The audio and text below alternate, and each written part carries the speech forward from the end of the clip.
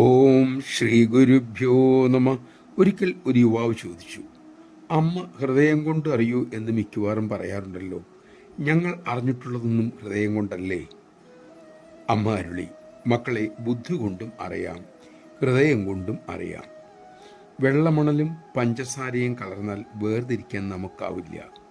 പക്ഷേ ഉറുമ്പ് പഞ്ചസാര മാത്രമേ എടുക്കൂ.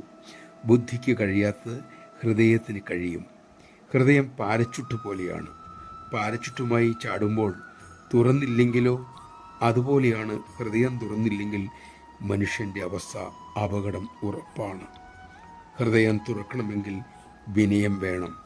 വിനയം അഹന്തയുടെ പത്തി താഴ്ത്തും. അപ്പോൾ ഹൃദയം തുറക്കും. ആനന്ദം അനുഭവിക്കാം.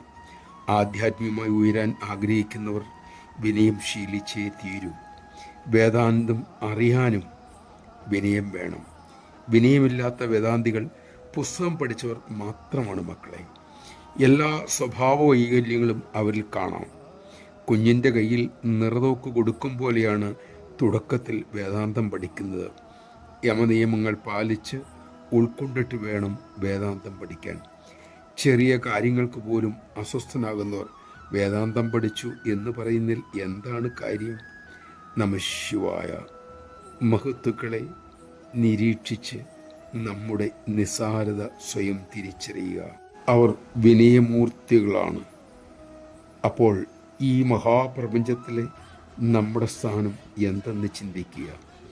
അങ്ങനെയൊക്കെ അഹന്തയുടെ പൊള്ളത്തരം തിരിച്ചറിയണം.